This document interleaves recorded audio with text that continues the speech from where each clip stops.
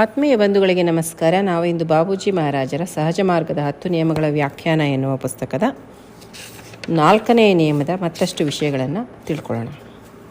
ಈಗ ವಿಚಾರಗಳಿಗೆ ಊರ್ಧ್ವಗತಿಯನ್ನು ಕೊಡುವುದು ಸಾಮಾನ್ಯ ಮನುಷ್ಯನಿಗೆ ಶಕ್ಯವಿಲ್ಲವಾದ್ದರಿಂದ ಪತನದ ಸಾಧ್ಯತೆ ಇಲ್ಲದಂತೆ ಸರ್ವೋಚ್ಚ ಸ್ಥಿತಿಯಲ್ಲಿ ನೆಲೆಸಿದ ಒಬ್ಬ ಮಹಾಪುರುಷನನ್ನು ಆಶ್ರಯಿಸುವೆವು.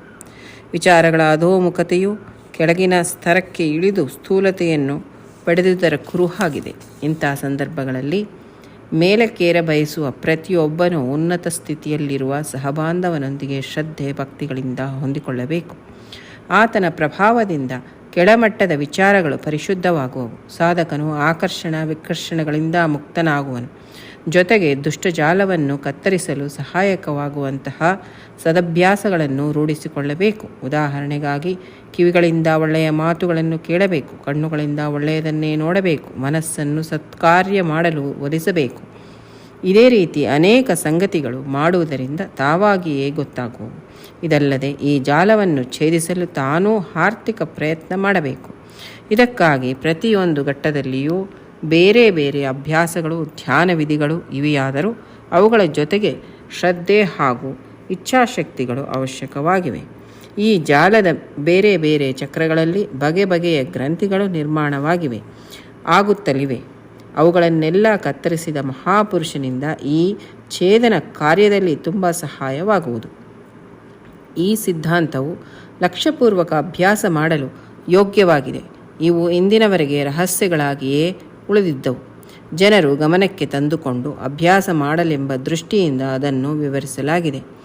ಈ ವಿವೇಚನೆಯ ನಂತರ ನೀವು ಸ್ವಯಂ ನಿರ್ಮಿಸಿದ ಜಾಲವನ್ನು ಛೇದಿಸಿ ನಿಸರ್ಗದ ಜೀವಾಳದಂತಿದ್ದ ಆ ಗುಪ್ತ ಶಕ್ತಿಯನ್ನು ಮತ್ತೆ ಪಡೆಯಲು ಪ್ರಯತ್ನಿಸಬೇಕೆಂದು ನನ್ನ ವಿನಮ್ರ ಪ್ರಾರ್ಥನೆ. ಪ್ರತಿಯೊಬ್ಬನೂ ಆಳವಾಗಿ ವಿಚಾರಿಸಿ ಅತ್ಯಂತ ಸರಳತೆಯ ದೃಷ್ಟಾಂತವನ್ನು ಆದರ್ಶವಾಗಿಟ್ಟುಕೊಂಡು ಗುರಿಯನ್ನು ಮುಟ್ಟಲು ಯತ್ನಿಸಬೇಕು. ನಮ್ಮ ಎಲ್ಲ ಇಂದ್ರಿಯಗಳು ಅದರಲ್ಲಿ ಲಯ ಹೊಂದಿ ತಮ್ಮ ಪೂರ್ವ ಸಂಸ್ಕಾರಗಳನ್ನು ಕಳೆದುಕೊಂಡು ಅದರೊಂದಿಗೆ ಸಾಮರಸ್ಯ ಹೊಂದುವಂತಾಗಬೇಕು. ಆಗ ಮಾತ್ರ ನಿಜವಾದ ಅರ್ಥದಲ್ಲಿ ನೀವು ಧ್ಯೇಯದ ಕಡೆಗೆ ತಿರುಗುದಂತೆ. ಮೇಲೆ ವಿವರಿಸಲಾದ ಪದ್ಧತಿಯೇ ಅದಕ್ಕೆ ತಕ್ಕ ಉಪಾಯ. ಅರ್ಥಾತ್ ನಮ್ಮ ಎಲ್ಲ ಉದ್ವೇಗ ಆವೇಗಗಳನ್ನು ಕಡಿಮೆ ಮಾಡುತ್ತಾ ಆಡ್ಯತೆ ಆಡಂಬರಗಳನ್ನು ತ್ಯಜಿಸುತ್ತಾ ನಮ್ಮ ಅಸ್ತಿತ್ವದಲ್ಲಿ ಸೇರಿದ ಅನಾವಶ್ಯಕ ಅಂಶಗಳನ್ನು ಬಿಸಿಡುತ್ತಾ ನಡೆಯಬೇಕು. ಆಗ ಏನಾಗುವುದು? ನೀವೇ ಹೆಣೆದಿದ್ದ ಬಲೆಯು ಕತ್ತರಿಸುತ್ತಾ ಹೋಗುವುದು. ನೀವು ಕೊನೆಗೆ ಮುಟ್ಟಬೇಕಾದ ಶುದ್ಧ ಸ್ಥಿತಿಯನ್ನು ನಿರಾಯಾಸವಾಗಿ ಹೊಂದುವಿರಿ. ಇಲ್ಲಿಯವರೆಗೆ ಹೇಳಲಾದಂತೆ ಯಾರು ಈ ಬಲೆಯನ್ನು ಈಗಾಗಲೇ ಛೇದಿಸಿ ಅನಂತದಲ್ಲಿ ಸಾಕಷ್ಟು ಈಜಿರುವರೋ ಅಂಥವರ ಸಹಾಯ ಪಡೆದಾಗಲೇ ಇದು ಸಾಧ್ಯವಾಗುವುದು.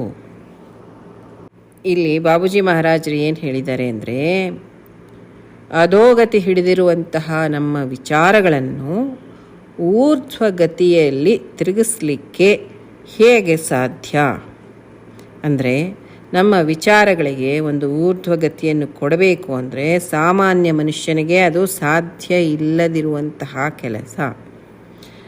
ಪತನದ ಸಾಧ್ಯತೆ ಇಲ್ಲದಂತೆ ಸರ್ವೋಚ್ಚ ಸ್ಥಿತಿಯಲ್ಲಿ ನೆಲೆಸಿರುವಂತಹ ಒಬ್ಬ ಮಹಾಪುರುಷನನ್ನು ನಾವು ಆಶ್ರಯಿಸಬೇಕು. ಅದು ನಾವೀಗಾಗಲೇ ಎಲ್ಲರೂ ಮಾಡಿರುವಂಥದ್ದಾಗಿದೆ.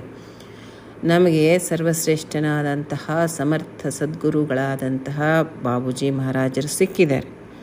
ಕಾರಣ ಈಗ ಅಧೋಮುಖವಾಗಿರುವಂತಹ ನಮ್ಮ ವಿಚಾರಗಳನ್ನು ನಾವು ಊರ್ಧ್ವಮುಖವಾಗಿ ತಿರುಗಿಸಬೇಕಾಗಿದೆ. ಕಾರಣ ಇಂಥ ಸಂದರ್ಭದೊಳಗೆ ಮೇಲಕ್ಕೇರ ಬಯಸುವ ಪ್ರತಿಯೊಬ್ಬನೂ ಉನ್ನತ ಸ್ಥಿತಿಯಲ್ಲಿರುವಂತಹ ಸಹಬಾಂಧವನೊಂದಿಗೆ ಶ್ರದ್ಧೆ ಭಕ್ತಿಗಳಿಂದ ಹೊಂದಿಕೊಳ್ಳಬೇಕು ಅಂತ ಹೇಳ್ತಾರೆ. ಯಾರಾಗಲಿ ನಮಗಿಂತಲೂ ಉನ್ನತವಾದಂತಹ ಸ್ಥಿತಿಯಲ್ಲಿ ಇದ್ದಾರೆ. ಯಾರಿದ್ದಾರೆ? ನಮ್ಮ ಬಾಬೂಜಿ ಮಹಾರಾಜರಿದ್ದಾರೆ. ಅವರೊಟ್ಟಿಗೆ ನಾವು ಶ್ರದ್ಧೆ ಭಕ್ತಿಗಳಿಂದ ನಮ್ಮನ್ನು ನಾವು ಅರ್ಪಿಸಿಕೊಳ್ಳಬೇಕು. ಅಷ್ಟೇ ಅಲ್ಲದೆ ಅಂತಹ ಮಹಾ ಪುರುಷರ ಒಂದು ಸಾಂಗತ್ಯದ ಪ್ರಭಾವದಿಂದ ಏನಾಗತ್ತೆ, ಕೆಳಮಟ್ಟದ ವಿಚಾರಗಳೆಲ್ಲ ಪರಿಶುದ್ಧ ಆಗ್ತಾ ಹೋಗುತ್ತೆ. ನೋಡಿ, ಎಷ್ಟೇ ಒಂದು ಗೊಂದಲಮಯವಾದಂತಹ ಪರಿಸ್ಥಿತಿ ಇರಲಿ, ನಮಗೆ ಒಮ್ಮೆ ಬಾಬೂಜಿ ಮಹಾರಾಜರನ್ನು ನಾವು ಸ್ಮರಿಸಿದರೆ ಸಾಕು, ಎಲ್ಲ ಬಿಟ್ಟು ಹೋಗ್ಬಿಡತ್ತೆ. ಒಮ್ಮೆ ಸ್ವಾಮಿ ಅಂತ ಕರೀರಿ, ಪ್ರಭು ಅಂತ ಕರೀರಿ, ಮಾಲಿಕ್ ಅಂತ ಕರೀರಿ, ರಾಮಚಂದ್ರ ಅಂತ ಕರೀರಿ, ಬಾಬೂಜಿ ಮಹಾರಾಜರೇ ಅಂತ ಕರೀರಿ, ಏನಾದರೂ ಕರೀರಿ, ಆಪದ್ಬಾಂಧವ ಅಂತ ಕರೀರಿ.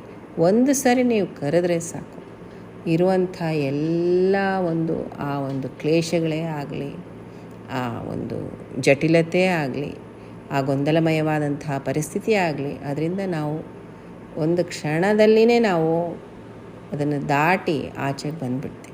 ಇದು ಪ್ರತಿಯೊಬ್ಬರೂ ಅನುಭವಿಸಿರುವಂಥದ್ದೇ ಇದು. ಆದರೂ ಇಲ್ಲಿ ಒಂದು ಸರಿ ಮತ್ತೆ ತಿರುಗಿ ಆ ಜ್ಞಾಪಕವನ್ನು ಮರುಕಳಿಸುವಂಥ ಪ್ರಯತ್ನ ನಾನು ಮಾಡಿದ್ದೇನೆ ಅಷ್ಟೇ. ಕಾರಣ ಸಾಧಕನು ಆಕರ್ಷಣ ವಿಕರ್ಷಣಗಳ ಒಂದು ಪ್ರಭಾವದಿಂದ ಮುಕ್ತನಾಗ್ತಾನೆ. ಅದರ ಜೊತೆಗೆ ದುಷ್ಟ ಜಾಲವನ್ನು ಕತ್ತರಿಸಲಿಕ್ಕೆ ಸಹಾಯಕವಾಗುವಂತಹ ಸದಭ್ಯಾಸಗಳನ್ನು ನಾವು ರೂಢಿಸ್ಕೊಳ್ಬೇಕು ಅಂತ ಹೇಳ್ತಾರೆ. ಉದಾಹರಣೆಗೆ, ಕಿವಿಗಳಿಂದ ಒಳ್ಳೆಯ ಮಾತುಗಳನ್ನು ಕೇಳಬೇಕು, ಕಣ್ಣುಗಳಿಂದ ಒಳ್ಳೆಯದನ್ನೇ ನೋಡಬೇಕು, ಮನಸ್ಸನ್ನು ಒಂದು ಸತ್ಕಾರ್ಯ ಮಾಡಲಿಕ್ಕೆ ಪ್ರೇರೇಪಿತಗೊಳಿಸಬೇಕು. ಇದೇ ರೀತಿ ಅನೇಕ ಸಂಗತಿಗಳು ಮಾಡೋದ್ರಿಂದ ಏನಾಗುತ್ತೆ, ಆದಷ್ಟಕ್ಕದೇ ನಮಗೆ ತಿಳಿತಾ ಬರುತ್ತೆ. ಇದಲ್ಲದೆ ಈ ಜಾಲವನ್ನು ನಾವು ಛೇದಿಸಲಿಕ್ಕೆ ಆರ್ಥಿಕವಾದಂತಹ ಪ್ರಯತ್ನ ಮಾಡಬೇಕು. ಇದಕ್ಕಾಗಿ ಪ್ರತಿಯೊಂದು ಘಟ್ಟದಲ್ಲಿ ಬೇರೆ ಬೇರೆ ಅಭ್ಯಾಸಗಳಿದೆ, ಧ್ಯಾನ ವಿಧಿಗಳು ಇವೆ. ಆದರೂ ಅವುಗಳ ಜೊತೆಗೆ ಶ್ರದ್ಧೆ ಹಾಗೂ ಇಚ್ಛಾಶಕ್ತಿಗಳು ಬಹಳ ಅವಶ್ಯಕವಾಗಿರುವಂಥದ್ದು. ಈ ಜಾಲದ ಬೇರೆ ಬೇರೆ ಚಕ್ರಗಳೊಳಗೆ ಬಗೆ ಬಗೆಯ ಗ್ರಂಥಿಗಳು ನಿರ್ಮಾಣ ಆಗಿದೆ, ಇನ್ನು ಆಗುತ್ತಲಿದೆ ಅಂತ ಕೂಡ ಹೇಳ್ತಾ ಇದ್ದಾರೆ ಬಾಬೂಜಿಯವರು.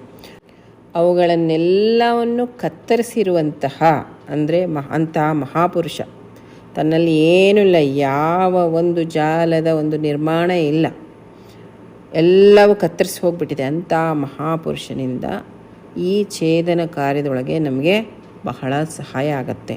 ಯಾರು ಬಂಧನದಲ್ಲಿ ಸಿಲುಕಿದ್ದಾರೋ ಅವರಿಂದ ನಮಗೇನು ಬಂಧನದಿಂದ ಬಿಡುಗಡೆ ಆಗೋಕ್ಕೆ ಸಾಧ್ಯನಾ? ಇಲ್ಲ.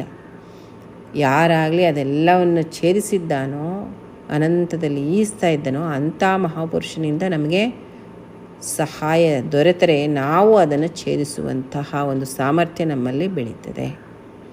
ಈ ಸಿದ್ಧಾಂತ ಲಕ್ಷ್ಯಪೂರ್ವಕವಾದಂಥ ಅಭ್ಯಾಸ ಮಾಡಲಿಕ್ಕೆ ಯೋಗ್ಯವಾಗಿರುವಂಥದ್ದು.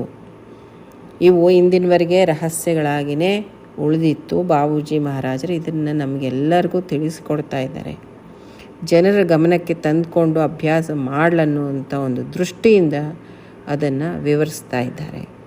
ಈ ವಿವೇಚನೆಯ ನಂತರ ನಾವು ಸ್ವಯಂ ನಿರ್ಮಿಸಿದಂತಹ ಜಾಲವನ್ನು ಛೇದಿಸಿ ನಿಸರ್ಗದ ಜೀವಾಳದಂತಿದ್ದ ಆ ಗುಪ್ತ ಶಕ್ತಿಯನ್ನು ಮತ್ತೆ ಪಡೀಲಿಕ್ಕೆ ಪ್ರಯತ್ನ ಮಾಡಬೇಕು ಅನ್ನೋದು ಬಾಬೂಜಿ ಮಹಾರಾಜರ ಒಂದು ವಿನಮ್ರ ಪ್ರಾರ್ಥನೆ. ನೋಡಿ, ಬಾಬೂಜಿ ಮಹಾರಾಜರು ವಿನಮ್ರ ಪ್ರಾರ್ಥನೆ ಮಾಡಿದ್ದಾರೆ ಅಂದರೆ ಅವರಿಗೆ ನಾವು ನಮ್ಮ ಗುರಿಯನ್ನು ಮುಟ್ಟಬೇಕು ಅನ್ನುವಂಥದ್ದು ಅದು ಎಂತಹ ಕಳಕಳಿ ಇದೆ ಅವರಿಗೆ ಅಂತ, ನಮಗಿರುವಂಥದ್ದೆಲ್ಲ ಅವರಿಗೇ ಇದೆ ಅಂತ ಅನ್ನೋದು ಈ ವಾಕ್ಯ ತೋರಿಸಿಕೊಡ್ತದೆ.